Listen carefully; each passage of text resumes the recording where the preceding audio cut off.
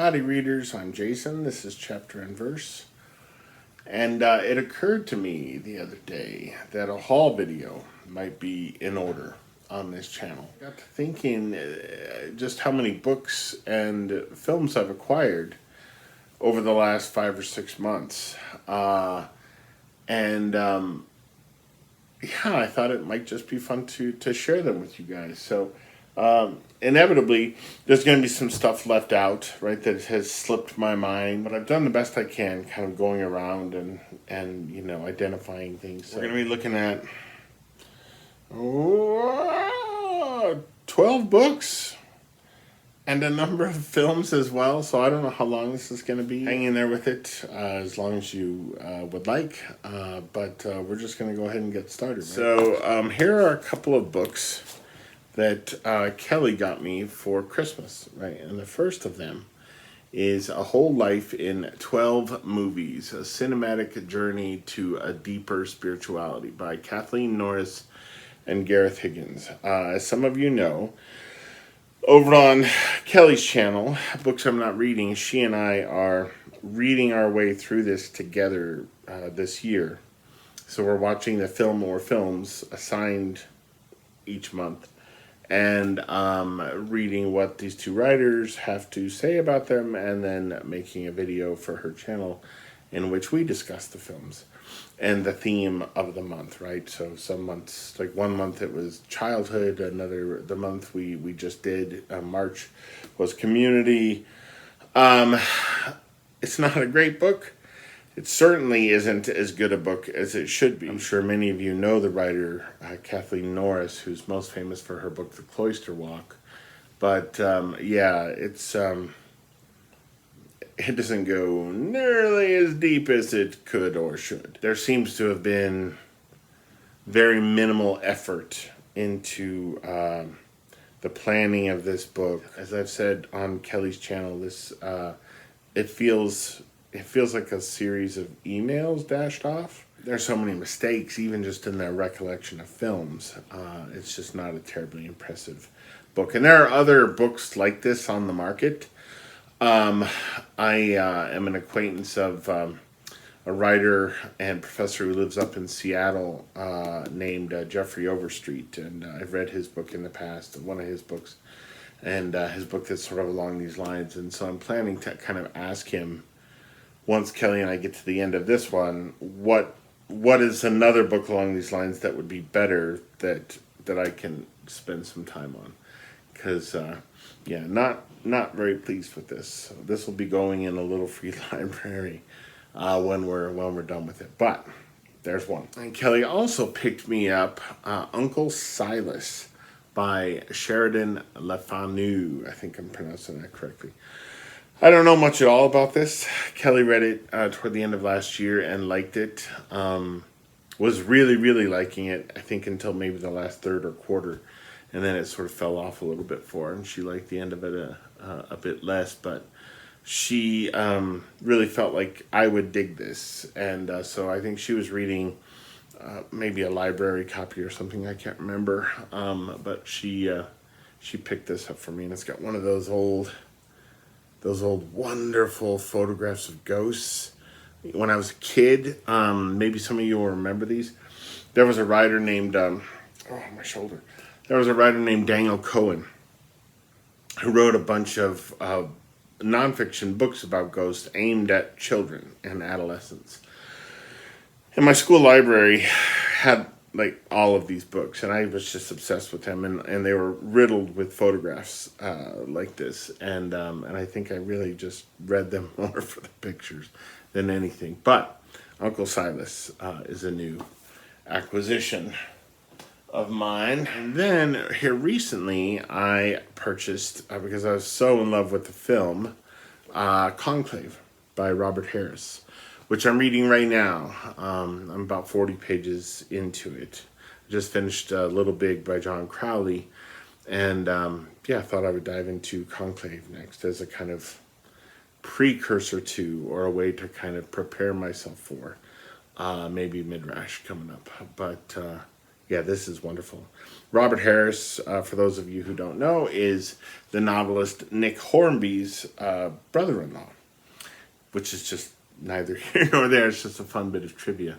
But yeah, this is about the election of a new pope, and the film that was adapted from this was just nominated for a whole truckload of Academy Awards, including Best Picture, won Best Adapted Screenplay. So, Conclave, Robert Harris. It's good stuff. It's like Dan Brown, but better written, you might say. And then this here, so this is a novel that I owned a long time ago. I mean, a long time ago, like 30 years ago. And I owned this edition of it and got rid of it somehow, at some point in the past. I don't even remember when and or who it went to. But I found myself thinking about it a lot recently, and so tracked down this edition because I really love this edition, and am now the proud owner of it again. So, and that is Ghost Dance by Carol Maso, who is one of the great experimental fiction writers. I think she's still alive. I think she's still around, still writing. But yeah, and this is one of her less experimental novels. This is the prose style, and this is much more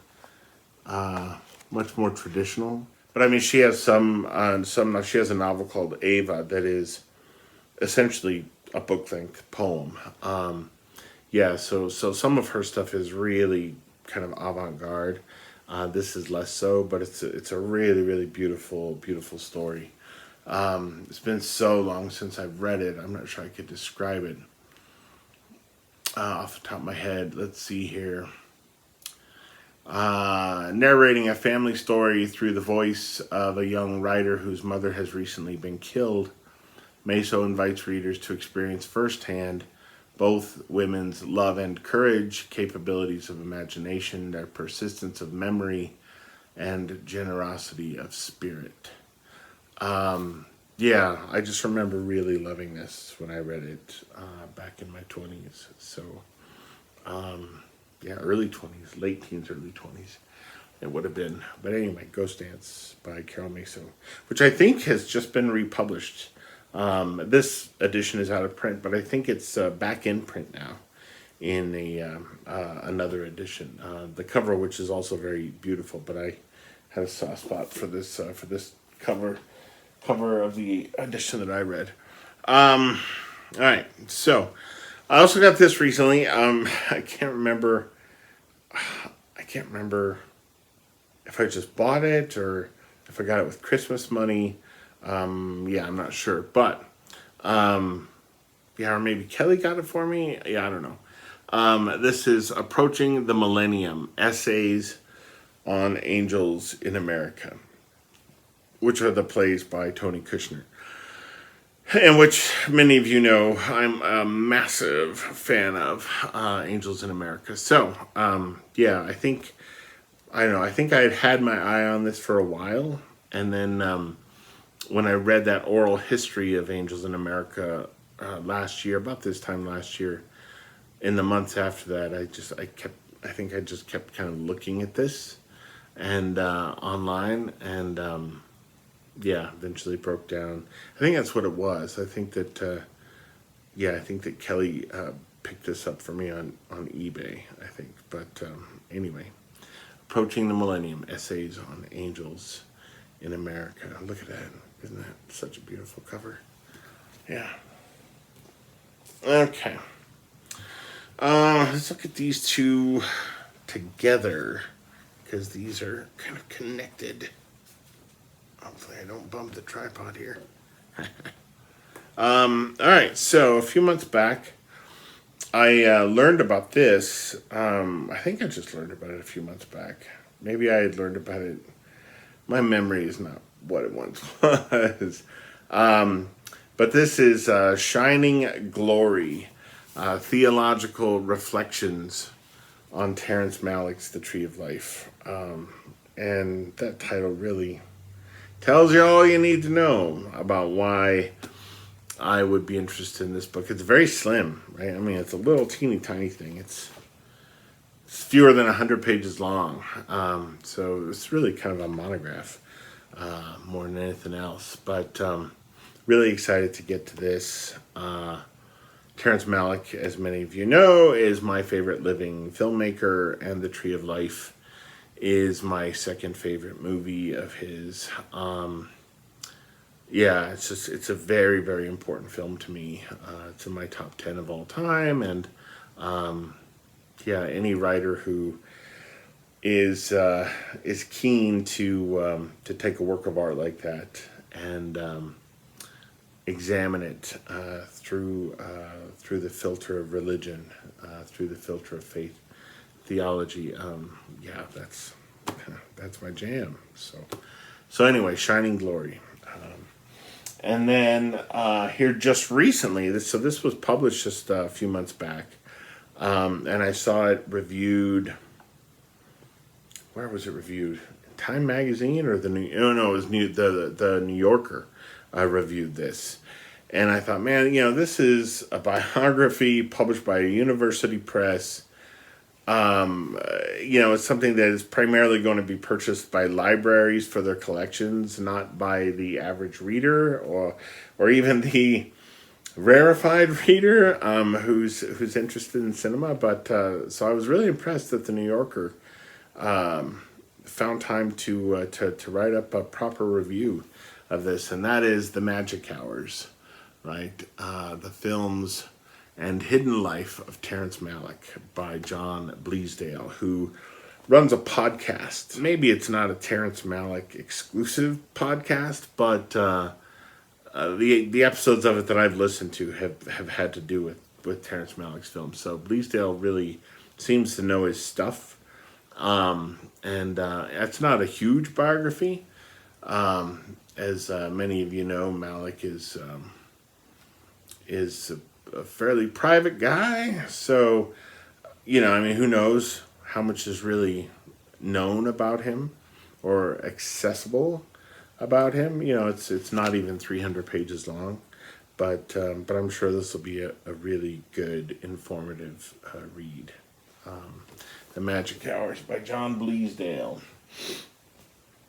Since we're talking about biographies, I picked this up here recently as research for a writing project that I've wanted to do for 20 years now and have finally started working on. And that is Walt Whitman, A Life by Justin Kaplan, right? So a National Book Award winning biography of Walt Whitman. And I'm not far into this at all. I have a lot of notes to take. But as I'm kind of reading my way through it, which has been a lot of fun so far, I've never done research for a personal project. I've only ever done research for academic papers, my master's thesis, et cetera, et cetera. And so doing research for something that I'm writing for myself, yeah, it's different. It feels different. As they say, as the kids say these days, it hits differently. And it's turning out to be a joy, really. So, yeah, got that here recently too. And then this here is The Book of Love by Kelly Link, and she is a favorite short story writer of mine. This is her first novel, and it's a biggie. I would have read this. I had been kind of planning to read this around this time, but Little Big took me so long to read, about 6 months to read. I wasn't sure when I finished it that I was really up to another literary fantasy novel of great length. So this one's going to wait a little while. But yeah, Kelly Link has an imagination that I'd pay a lot of money to have. She's one of the only writers I can think of off the top of my head who, when I read her work, I'll get to the end of a short story of hers and just be pissed that I didn't write it myself. yeah, that's the kind of writer she is. She makes you really envious of her gifts, of her ability, and just the depth and richness of her imagination. It's really something else. So as some of you know, maybe all of you know, the novelist Tom Robbins died recently, and I haven't read him since my undergraduate days when I read Still Life with Woodpecker, which I didn't like very much. Half Asleep in Frog Pajamas, which I liked a lot more. And then I read his novel Skinny Legs and All, which was just a knockout. I mean, it was a really important book for me and for my brother. It's one of my brother's 2 or 3 favorite books. And the novel of his, in all of those intervening years that I have most wanted to read, is this one, Another Roadside Attraction. And so when he died, I thought, well, this is the time, right, to pick this up. And from what I understand or think I understand about it, it might be appropriate. I think it will be appropriate for maybe Midrash. So I might be reading this very soon, actually. But if you've never read Tom Robbins, right, like if you're of a different generation, and I mean, obviously of a different generation than Tom Robbins himself was, but he is the master of the metaphor, right, the master of the simile, and this book, I opened it up just the other day just to read the first 2 or 3 pages, and yeah, there was something on page 1 that made me laugh out loud. That's the kind of writer he is. His shit is really bawdy, and it's really, really funny. There's something kind of gleefully reckless, I feel like, about Tom Robbins' fiction. So, yeah, if you're a fan, let me know in the comments below. Let me know what your favorite book is by him. But Another Roadside Attraction. Tom Robbins, right? What if the second coming didn't quite come off as advertised? What if the corpse on display in that funky roadside zoo is really who they say it is? What does that portend for the future of Western civilization, right? Doesn't that sound great? It sounds wonderful. All right. This one here was purchased for me and Kelly, but it's kind of more a Jason book, so it's kind of more for me than for both of us, which is why I'm including it here. But this was bought for us by Kelly's friend Nathan. I would say I'm more of an acquaintance of Nathan's, but Nathan was generous enough to pick this up for us in hardcover when it was just published down there in Australia. This is Tim Winton's new novel, Juice. Yeah, and it's a big one as well. He is one of my favorite writers. Thank you, Nathan, again, for this book. I haven't read it yet, but I'm kind of saving it, you know. But yeah, this is about climate change. It's one of those cli-fi novels, apparently, and apparently it was really difficult for Tim Winton to write. I mean, it's really dark, and it took him into some really dark places in his own mind and in his own heart. And his American publisher has proven to be too cowardly to publish the book. Yeah, I mean, he pitched it to him, and maybe, I mean, when it was even finished, and they were just too chicken shit to publish it. Yeah, it was just the material, the subject matter was just, they didn't want to go anywhere near it, which makes me even more curious, frankly, about the book. You know, because from what I've always gathered, right, when publishers and writers have good relationships, which I feel like he's always had with his American publisher. I mean, he's a 2-time Booker Prize finalist, for God's sake. They'll put out kind of, I mean, whatever their writer gives them to put out, right? I mean, that's the thing. Like, nobody's publishing in America. No one's publishing Tim Winton novels because they're expecting to make, you know, gangbuster money from it. That's not how literary fiction works. Um, but yeah, they were scared off by at least the subject matter and maybe the manuscript, the completed manuscript. Who knows? I don't know. But the fact that they were scared off by this book, the fact that they didn't have their writers back, and refused to publish this new work of his, makes me, like I said, more intrigued. And the last novel that I've got to talk about here is Jamie McGillivray. The Renegade's Journey is the full title. And this is by John Sayles, who is one of my favorite filmmakers of all time. Now, John Sayles started as a writer of fiction, and then he got into filmmaking and, made some just wonderful movies, particularly in the 90s. But his best film actually was made in the 80s, in my opinion, and that was Matewan. And he hasn't been making movies for a while now, about 10 years, I think.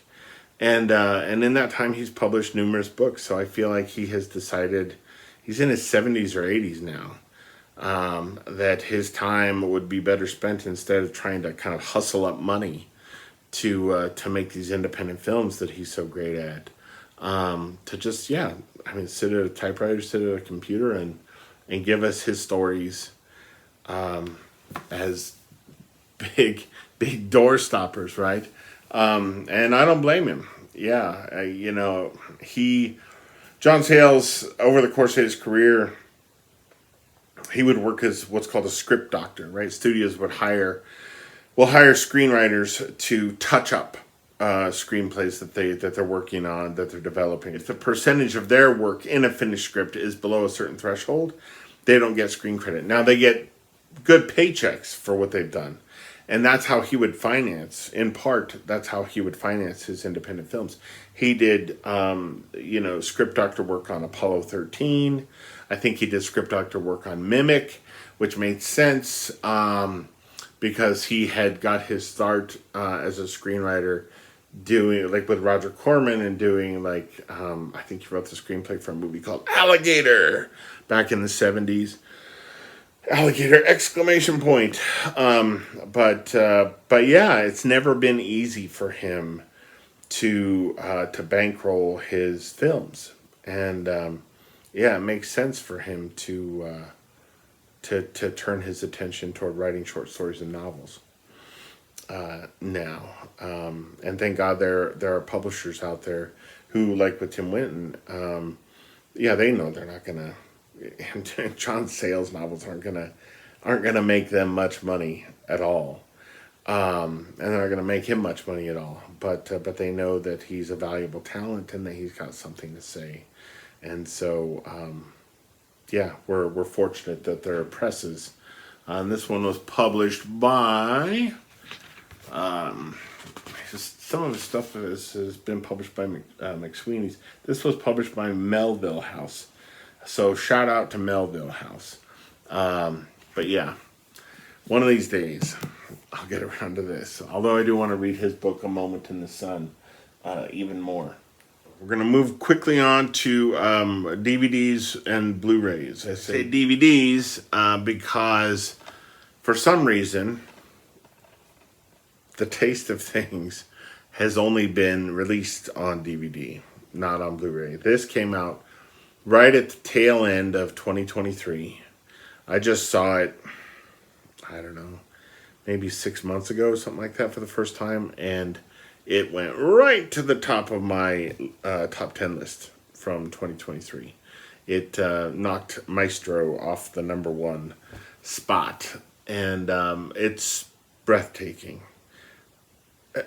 So if you're a fan of the Claude Berry films, right, French filmmaker Claude Berry from the 1980s films like Jean de Florette, if you love those 1980s, early 1990s pastoral French films, you're going to love this. This was directed by the same filmmaker who made The Scent of Green Papaya, the French-Vietnamese filmmaker Tran Anh Hung. I hope I'm saying that right. But yeah, Juliette Binoche stars in this, and just go look it up. It's exquisite. I think it's streaming I want to say it's streaming on Hulu right now, so give it a look if you haven't. Then I've got some Criterion here to share with you guys. These were bought, I think, in the last Barnes and Noble sale, Criterion sale, like maybe last November, I think. So Kelly had wanted me to see All That Jazz for a long time. She's a big fan of this, and I'd been vaguely curious about it, but just vaguely, and yeah, so we saw it. I think we watched it on HBO Max or something. And it was badass. It's really fucking great. So yeah, picked this up in the next Criterion sale. Didn't even think twice about it. Just a really exhilarating movie. It's no wonder that so many people count this among their favorite films. It's a rush. It is a real rush. Legend has it that Stanley Kubrick, it was his favorite movie, which is pretty wild because it seems not at all like something that Kubrick himself might have made. So it's kind of crazy to think that he loved it as much as he did, but apparently he did. So, and then I picked up this. I saw this as an undergrad back in college, but I saw the only cut of it that was available at the time, which apparently is the cut that's not great. There has since been a director's cut done, which is included on this release, that is supposed to be brilliant, absolutely brilliant. So I didn't like it when I saw it back in college. So I'm curious to see what I would think of it now. I love Westerns that are in that kind of McCabe and Mrs. Miller vein, right? Westerns that come out of the kind of American New Wave of the 60s and 70s. And that sensibility. And Michael Cimino, right? I mean, he had made The Deer Hunter, which is a film I really love. So it'll be interesting to see his vision of it. Set in Wyoming, where I live, where I was born. So that's always been a draw for me as well. I love the cast. Yeah, I'm hoping that revisiting this as the director, in the version the director would have had all of us see to begin with, I'm hoping it impresses more than it did when I saw it as a young man. That's Heaven's Gate. And then there's this, Local Hero, which I bought after learning that it was a huge influence on the creation of the television show Northern Exposure. And Northern Exposure is one of my favorite shows of all time. If not my favorite show of all time, probably is my favorite show of all time. And it's easy to see how Local Hero, the DNA of this film, found its way into the DNA of that show. This is pretty wonderful. I recently made a list of films that I feel like are kind of essential for those of us who are inclined to resist what's happening with America right now, with America's kind of relationship with the world right now. Those of us who feel a bit hopeless about what's going on. I made a list of movies that seem to me indispensable for as films that will remind us of who we need to be during all of this. Of the things that we need to make sure we continue to nurture in ourselves. And Local Hero is one of those movies. A couple non-Criterion Blu-rays. So Conclave, it's my number one film at this point of 2024. I've seen about 75 films from 2024 so far. This is my number one. The fact that this got beat at the Oscars for Best Picture by Anora, which is the worst Best Picture winner I have seen of the 71 Best Picture winners I've seen. I just have no explanation for that.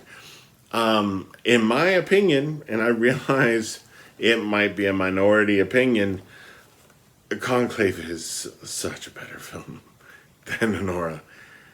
It's, in every way, a film can be better. It is better. So, picked that up recently. And then this is my number 3 film from 2024 so far, and that is Nosferatu.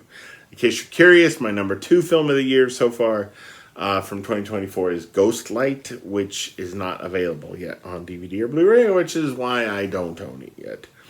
But yeah, Nosferatu, the remake of the F.W. Murnau film by Robert Eggers. This is just fantastic. Yeah, I mean, I could go on and on about various sort of elements of the craft of this. The performances. Lily Rose Depp should have got an Oscar nomination, and I was upset when he cast her.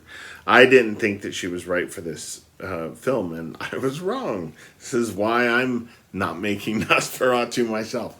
But the best thing about this is the last 10 or 15 minutes. I mean, you want to talk about a film that sticks the landing?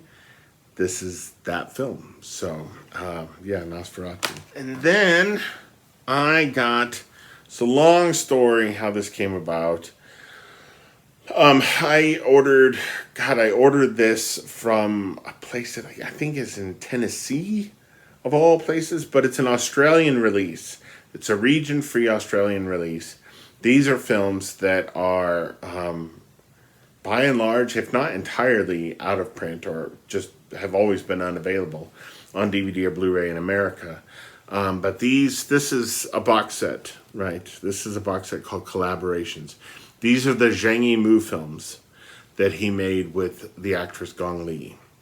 It includes Red Sorghum, Judo, I'm not sure how to pronounce that. Raise the Red Lantern, the story of Kuai Zhu, again, not sure how to pronounce that. To Live, Shanghai Triad, Curse of the Golden Flower, and Coming Home. Zhang Yimou is one of my favorite directors. Raise the Red Lantern is one of the best films I've ever seen. Red Sorghum is extraordinary. House of Flying Daggers is extraordinary. He's just a great, great director. And when I learned that this was out there in the world, I had to get it. I had to find it, and I found it. So, yeah, this is a prize. This is a little gem in our movie collection. And then the last thing we're gonna do is a proper unboxing, right? So, this was a fun purchase. The Criterion website, their store, had a 50% off flash sale here recently. So a 24-hour flash sale where everything in stock was 50% off. Well, so that's good enough by itself because Criterion Blu-rays, their regular price is $40. Okay, so to be able to get them for $20 each is something special. But I also had, from at some point last year, a $50 gift card to the Criterion store. I had spent so much in the store over a period of years. It took me years to spend enough to earn this gift card. But you reach a certain point in your spending, and they give you a $50 gift card that has no expiration date or anything. So I'd been waiting to use this thing. So I used it. So I got 4 Criterion Blu-rays. I think it was $39 I spent.